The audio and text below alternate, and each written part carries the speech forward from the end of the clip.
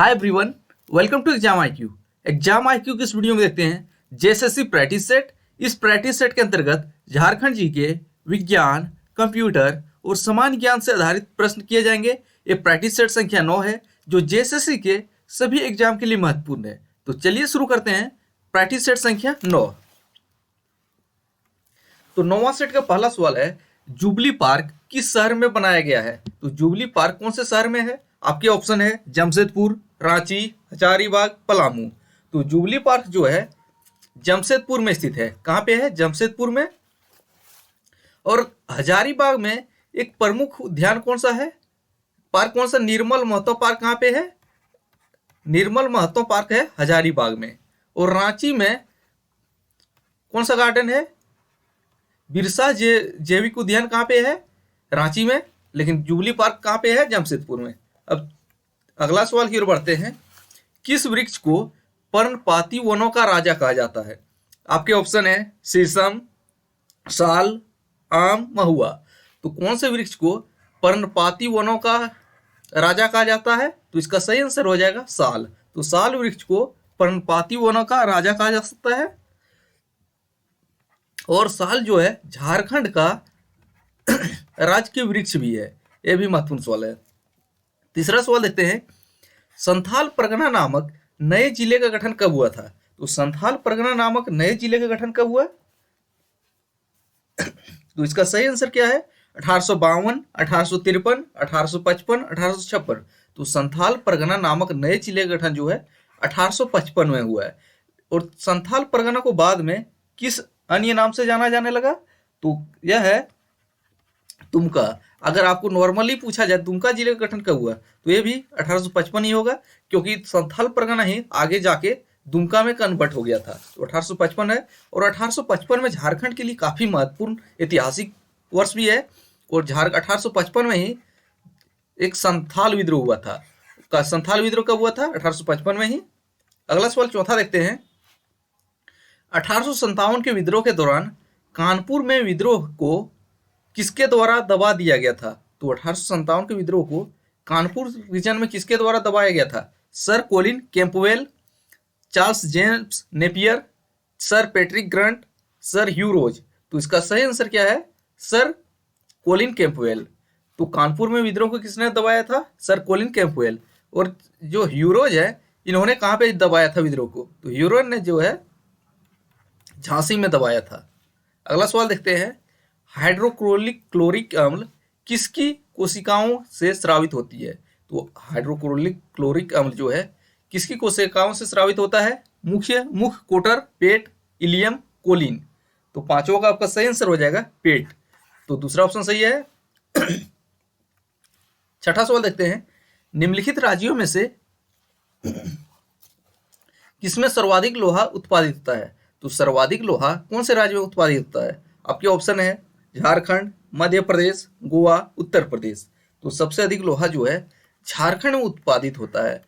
और झारखंड का एक खान है नोवा मुंडी, जो एशिया की सबसे बड़ी लोहे की खान है। सातवां सवाल है, निम्नलिखित में से कौन सा बुद्ध द्वारा दिए गए 8 पक्षीय पथ में शामिल नहीं है? सम्यक आजीविका, सम्यक लक्ष्य, सम्यक प्रयास, सम्यक वाक। तो इसका सही आंसर क्या हो जाएगा? सातों का आपका सम्यक वाक। अगला देखते हैं, यदि विरामावस्था में एक बम छोटे छोटे अनेक टुकड़ों में फट जाती है तो सभी टुकड़ों का कुल संवेग क्या होगा? शून्य होता है, सभी टुकड़ों के कुल द्रव्यमान पर निर्भर करता है, भिन्न टुकड़ों की चाल पर निर्भर करता है, अनंत होता है। तो आठवां का आपका सही आंसर क्या होगा? विभिन्न टुकड़ों की चाल पर निर्भर करता है। 9वां सवाल देखते हैं, वीरभूम में गोरा मांझी के द्वारा किस विद्रोह का नेतृत्व किया गया? तो वीरभूम क्षेत्र में गोरा मांझी ने कौन से विद्रोह का नेतृत्व किया था? हो विद्रोह, संथाल विद्रोह, मुंडा विद्रोह। तो 9वां का आपका सही आंसर हो जाएगा संथाल विद्रोह। और संथाल विद्रोह हुआ किस वर्ष था? 1855 में। और संथाल विद्रोह के प्रमुख नायक कौन थे? सिद्धो कान्हू। और मुंडा विद्रोह कब हुआ था?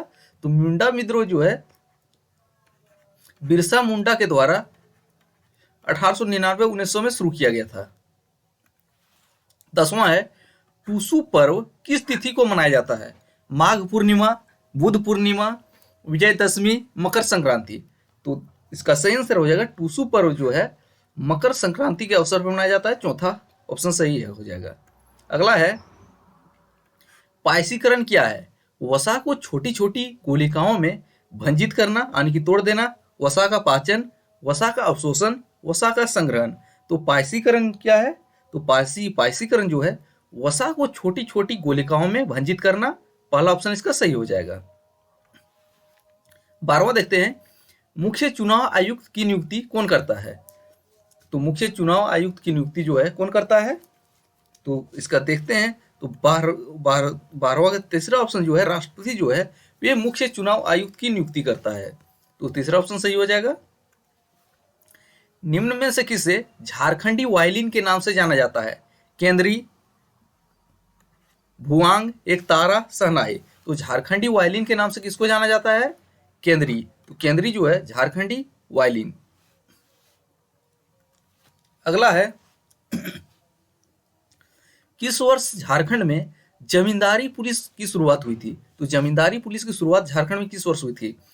1805, 1806, 1807, 1809। तो जमींदारी पुलिस की शुरुआत झारखंड में 1809 में हुई थी। चौथा ऑप्शन इसका सही है। अगला सवाल देखते हैं, फेफड़े जो है कहाँ स्थित होते हैं? ऑप्शन है उदरीय गुहिका, हृदय वर्णीय गुहिका, उदरा वर्णीय गुहिका, फुफ्फुसा वर्णीय गुहिका। तो हृदय जो है कहाँ, फेफड़ा जो है कहाँ पे स्थित होता है?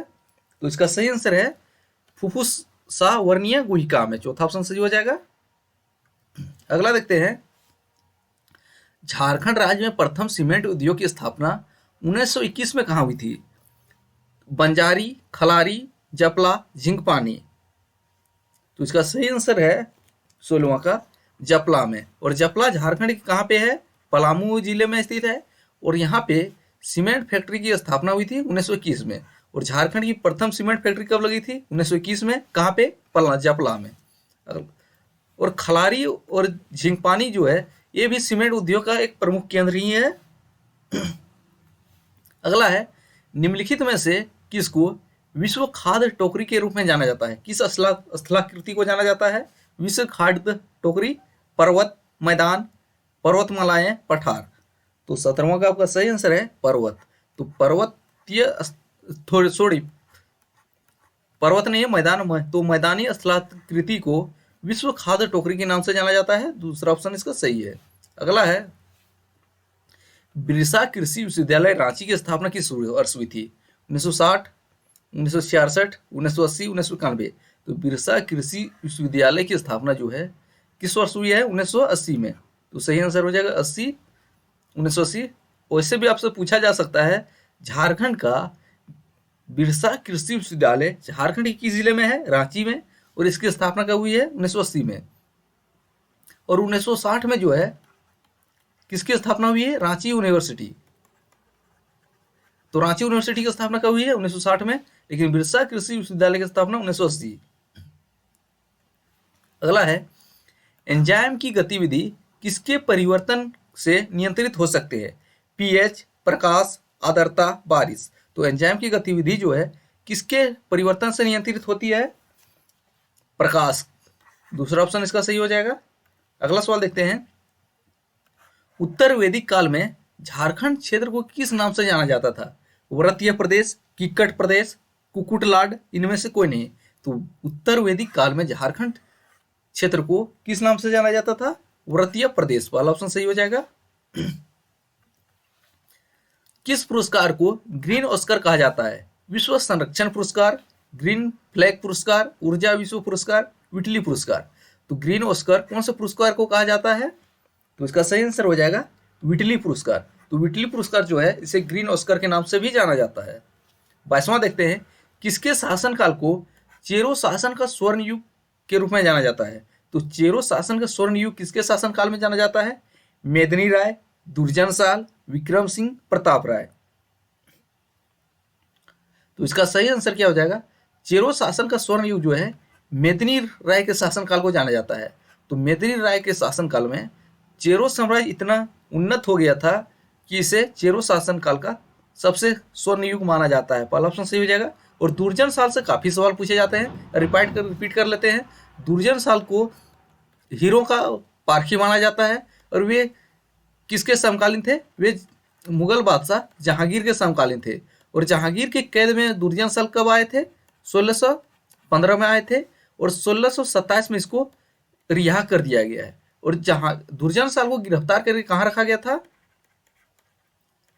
ग्वालियर के किले में। वे मुगलों की कैद में कितने वर्ष रहे थे? 12 सालों तक। अगला सवाल देखते हैं। ईस्ट इंडिया कंपनी को बंगाल, बिहार एवं उड़ीसा की दीवानी मुगल बादशाह ने कब सौंपी थी? 12 जुलाई 1765 को, 12 अगस्त 1765 को, 18 जून 1750 को, 3 जून 1765 को। तो कब सौंपी थी ईस्ट इंडिया कंपनी को बंगाल, बिहार एवं उड़ीसा की दीवानी? 12 अगस्त 1765 हो जाएगा। दूसरा ऑप्शन सही है। अगला है, जनगणना 2011 के अनुसार झारखंड का सर्वाधिक साक्षर जिला कौन सा है? धनबाद, रांची, गुमला, हजारीबाग। तो इसका आंसर क्या होगा? तो 2011 जनगणना के अनुसार झारखंड का सर्वाधिक साक्षर जिला जो है रांची है। अगर पूछ दे सबसे कम साक्षर जिला कौन सा है? सबसे कम जो है पाकुड़ है। और धनबाद जो है झारखंड का सर्वाधिक जनसंख्या घनत्व वाला जिला है। और सबसे कम जनसंख्या घनत्व वाला जिला कौन है? सिमडेगा। और धनबाद ही झारखंड का सबसे कम लिंगानुपात वाला जिला भी है। अगला है 25वां क्या है? निम्नलिखित में से कौन सी भूमि किसी भी देश के स्वामित्व में नहीं है? तो कौन सी भूमि जो है किसी भी देश के अंतर्गत नहीं आता है? वानाआतू, अंटार्कटिका, ग्रीनलैंड, सोलोमन द्वीप समूह। तो 25वां का आपका सही आंसर है अंटार्कटिका। तो दूसरा ऑप्शन सही है। तो अंटार्कटिका जो है इसका भू क्षेत्र किसी भी देश के स्वामित्व में नहीं है, ओपन लैंड है। अगला है, प्रोटीन किससे पचते हैं? Protease, amylase, lipase, nucleus. तो प्रोटीन जो है किससे पचते हैं? प्रोटीएस से। पहला ऑप्शन सही हो जाएगा। नेक्स्ट देखते हैं, दुमका जिले का कौन सा गांव मंदिरों के गांव के नाम से विख्यात है? दुमका जिले का कौन सा गांव जो है मंदिरों के गांव के नाम से विख्यात है? मलूटी, सरैया घाट, जोराहाट, उड़ैयाहाट। तो मलूटी। तो मंदिरों का गांव किसे कहा जाता है? और मलूटी को, जो कहाँ पे है? दुमका जिले में। और यहाँ पे कुल मिला के छोटे बड़े मंदिरों की संख्या 108 है। और दुमका जिले की स्थापना कब हुई है? 1855 में हुई है। यह भी महत्वपूर्ण सवाल बनता है। और दुमका जिले में स्थित एक प्रमुख नदी कौन सा है? मयूराक्षी नदी। और इसी नदी के किनारे हिजला मेला लगता है। अगला है, 7 अप्रैल 2002 को 1855-56 के संथाल विद्रोह के किस नायक की स्मृति में एक विशेष डाक टिकट तत्कालीन प्रधानमंत्री अटल बिहारी वाजपेयी ने जारी किया था? भागीरथ मांझी, सिद्धो कान्हू, बिरसा मुंडा। तो बिरसा मुंडा जो है बिरसा आंदोलन से संबंधित है। और सिद्धो कान्हू जो है संथाल विद्रोह से संबंधित है। तो यही होगा, संथाल विद्रोह से संबंधित है। बिरसा और संथाल विद्रोह कब हुआ था? 1855 में। आपको बताना है भागीरथ मांझी का संबंध झारखंड के किस विद्रोह से है? तो कौन से विद्रोह से है भागीरथ मांझी का संबंध, जिन्होंने वह विद्रोह 1874 में किया था? 29वां सवाल देखते हैं, निम्नलिखित में से कौन सा विकल्प हिंद महासागर में दूसरा सबसे बड़ा द्वीप है? Greenland, Sri Lanka, Zanzibar, Socotra. तो हिंद महासागर का दूसरा सबसे बड़ा द्वीप कौन है? तो इसका सही आंसर हो जाएगा श्रीलंका। दूसरा ऑप्शन सही है। 30वां देखते हैं, एक श्यामपट्ट रंग में काला रंग क्यों दिखाई देता है? तो ब्लैक बोर्ड का रंग काला क्यों दिखाई देता है? वह काला रंग प्रतिबिंबित करता है, वह काला रंग अवशोषित करता है, वह सारे रंग प्रतिबिंबित करता है, वह सारे रंग अवशोषित करता है। तो 30वां का आपका सही रंग आंसर हो जाएगा, वह सारे रंग को अवशोषित करता है। चौथा इसका सही आंसर हो जाएगा। 31वां देखते हैं, भारतीय संविधान की 8वीं अनुसूची में स्थान पाने वाली झारखंड की एकमात्र क्षेत्रीय भाषा कौन सी है? क्षेत्रीय, या तो आपको यहाँ पे क्षेत्रीय ना लिखे जनजातीय भी लिख सकता है। तो झारखंड की एकमात्र क्षेत्रीय जनजातीय भाषा कौन है? खड़िया, संथाली, हो, उरांव। तो इसका सही आंसर हो जाएगा, तो भारतीय संविधान की 8वीं अनुसूची में झारखंड की एकमात्र भाषा शामिल है, वह है संथाली। और पूछे जाए 8वीं अनुसूची किससे संबंधित है? भाषा से। इसमें मान्यता प्राप्त भाषाओं की संख्या कितनी है? 22 भाषा है। और संथाली को किस वर्ष 8वीं अनुसूची में शामिल किया गया था? 2003 में शामिल किया गया था। और संथाली जो है किस जनजाति की भाषा है? संथाल जनजाति की। और संथाल जनजाति की भाषा संथाली है। इसकी लिपि क्या है? इसकी लिपि जो है ओल चिकी है। और ओल चिकी को किसने शुरू किया था? इसके आविष्कारक के जो है रघुनाथ मुर्मू है। अगला सवाल देख लेते हैं, रामलीला कहानी संग्रह के लेखक कौन है? तो रामलीला कहानी संग्रह के लेखक कौन है? द्वारिका प्रसाद, जयनंद, राधा कृष्ण, वेदनाथ पोदार। तो द्वारिका प्रसाद के द्वारा कहानी संग्रह है घेरे के बाहर। तो घेरे के बाहर किसके द्वारा लिखा गया है? द्वारिका प्रसाद। और राधा कृष्ण जो है रामलीला के कौन है? राधा कृष्ण। तीसरा ऑप्शन इसका सही हो जाएगा। अगला है, दर्पण के पीछे के पृष्ठ पर निम्नलिखित में से किसकी पतली परत लेपित होती है? तो और वाहनों में पीछे का दृश्य देखने के लिए कौन से दर्पण का उपयोग किया जाता है? उत्तल दर्पण। लेकिन इसमें पीछे में क्या लगा रहता है? उत्तल दर्पण के पीछे पारद, silver, red oxide, silver nitrate. तो 33वां का आपका सही आंसर हो जाएगा सिल्वर नाइट्रेट। अगला है, श्रावणी मेला के लिए झारखंड का कौन सा मंदिर प्रसिद्ध है? श्रावणी मेला के लिए झारखंड का कौन सा मंदिर प्रसिद्ध है? वेदनाथ मंदिर, जगन्नाथ मंदिर, कैलाश मंदिर। तो इसका सही आंसर हो जाएगा वेदनाथ मंदिर। वेदनाथ मंदिर से कुछ सवाल पूछे जाते हैं, रिवाइंड कर लीजिए। वेदनाथ मंदिर है कहाँ पे? ये जो है देवघर जिले में है। और देवघर जिले की स्थापना किस वर्ष हुई है? तो देवघर जिले की जो स्थापना है कब हुई है? 1996 में। और वेदनाथ मंदिर के निर्माणकर्ता कौन थे? इसका निर्माण जो है पूरनमल ने करवाया था। और देवघर ऐसा स्थान है जहाँ पे ज्योतिर्लिंग और शक्तिपीठ स्थित है। और भारत में टोटल ज्योतिर्लिंगों की संख्या कितनी है? 12। और 12 ज्योतिर्लिंग में एक ज्योतिर्लिंग वेदनाथ मंदिर में भी है, देवघर में ही। और शक्तिपीठों की संख्या कितनी है? 51। और जगन्नाथ मंदिर कहाँ पे है? जगन्नाथ मंदिर जो है झारखंड के रांची में है। इसके निर्माणकर्ता कौन है? एनी शाह के द्वारा बनवाया गया है। और पूछे किस वर्ष बनाया गया है? 1691 में। और जगन्नाथ मंदिर जो है पूरी में स्थित जगन्नाथ मंदिर की तरह ही विकसित किया गया है। यहाँ यहीं पे रथ यात्रा मेला भी का आयोजन किया जाता है। अगला है, वायु में ध्वनि की चाल निम्नलिखित में से किसमें परिवर्तन करने पर अप्रभावित रहती है? दाब, आर्द्रता, तापमान, आयतन। 35वां का आपका सही आंसर हो जाएगा आयतन। तो वायु में ध्वनि की चाल आयतन में परिवर्तन करने पर अप्रभावित रहेगा। चौथा ऑप्शन सही है। 37वां देखते हैं, संविधान सभा द्वारा भारतीय संविधान को कब पारित किया गया था? 26 जनवरी 1950, 26 नवंबर 1950, 14 अगस्त 1947, 26 नवंबर 1949। तो पूछा है भारतीय संविधान को संविधान सभा ने कब पारित किया था, लागू नहीं पूछा, पारित। तो 26 नवंबर 1949 को भारतीय संविधान सभा के द्वारा भारतीय संविधान को पारित किया गया। अगर पूछे लागू कब हुआ है, तो लागू जो है 26 जनवरी 1950 को हुआ है। यहाँ आप देख रहे होंगे संविधान पारित होने के बाद लागू होने में 2 महीना का गैप है। क्यों गैप है? क्योंकि 26 जनवरी 1930 को पहली बार भारत में स्वाधीनता दिवस मनाया गया था। तो इसीलिए 26 जनवरी को संविधान लागू करने की तिथि सोची गई थी। अगला सवाल देख लेते हैं, 37वां क्या है? आवर्धक कांच में कौन से लेंस का प्रयोग किया जाता है? उत्तल, अवतल, समतल अवतल, समतल उत्तल। तो आवर्धक लेंस में कौन सा लेंस होता है? आवर्धक कांच में 37वां जो है उत्तल लेंस का प्रयोग किया जाता है। पहला ऑप्शन सही हो जाएगा। आपको बताना है उत्तल लेंस की क्षमता माइनस में होती है या प्लस में होती है, किस में होती है, आपको बताना है कमेंट करके। अगला है, निम्नलिखित में से कौन सी एक राष्ट्रीय पार्टी नहीं है? तो एक राष्ट्रीय पार्टी कौन सी नहीं है? तो 2019 के पहले का ये आंकड़ा है। तो डीएमके द्रविड़ मुनेत्र कड़कम जो है राष्ट्र पार्टी नहीं थी। अगला है 39वां है, दीर्घ दृष्टि को निम्नलिखित में से किसके प्रयोग द्वारा ठीक किया जा सकता है?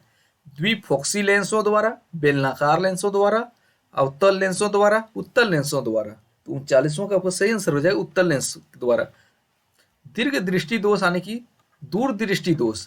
दूरदृष्टि दोष क्या है? वैसा दृष्टि दोष जिसमें दूर की वस्तु तो देख सकते हैं लेकिन नजदीक की वस्तु नहीं देख सकते हैं। परिभाषा इसका उल्टा होता है। ऐसा नहीं हो जाना है कि दूरदृष्टि दोष है तो दूर के नहीं देख पाएंगे। इसमें दूरदृष्टि दोष में दूर का देख पाते हैं लेकिन नजदीक का नहीं देख पाते हैं। परिभाषा तो उल्टा सेट किया गया है जैसे जिसने भी किया था। अगला है, निम्नलिखित में से कौन सा कथन सही है? 4 कथन दिया है। प्रधानमंत्री एवं केंद्रीय परिषद के मंत्रियों द्वारा राज्य के राज्यपाल की नियुक्ति की जाती है। तो राज्य के राज्यपाल की नियुक्ति जो है राष्ट्रपति के द्वारा किया जाता है। तो पहला कथन गलत हो जाता है। कौन सा कथन सही कथन की पहचान करना है। अगला है, केंद्रीय मंत्री परिषद द्वारा राज्य के राज्यपाल की नियुक्ति की जाती है। यह भी कथन गलत है। इसे भी राष्ट्रपति नियुक्ति करते हैं। भारत के राष्ट्रपति द्वारा राज्य के राज्यपाल की नियुक्ति की जाती है। यह कथन बिल्कुल सही है। तीसरा है, बिल्कुल कथन सही है। अगला है, भारत की संसद द्वारा हिंदू विवाह अधिनियम कब लागू किया था? तो भारतीय संसद के द्वारा हिंदू विवाह अधिनियम कब लागू हुआ था? 1950, 1955, 1957, 1961। तो इसका सही आंसर है हिंदू विवाह अधिनियम जो है 1955 में लागू हुआ है। दूसरा ऑप्शन सही है। अगला है, महात्मा गांधी ने भारत में किस नगर, गांव या केंद्र की स्थापना की सिफारिश की थी जहां लोग सरल जीवन एवं उच्च सोच के आदर्श का अनुसरण करेंगे? आदर्श नगर, कुशल गांव, आदर्श धार्मिक केंद्र, आदर्श गांव। तो इसका सही आंसर क्या था?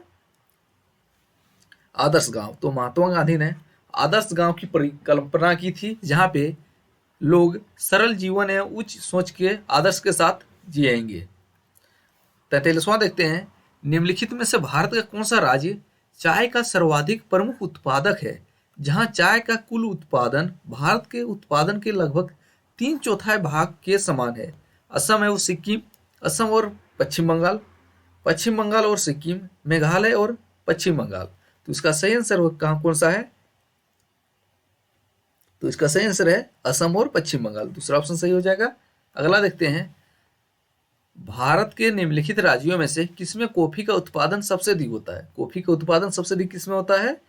केरल, असम, तमिलनाडु, कर्नाटक।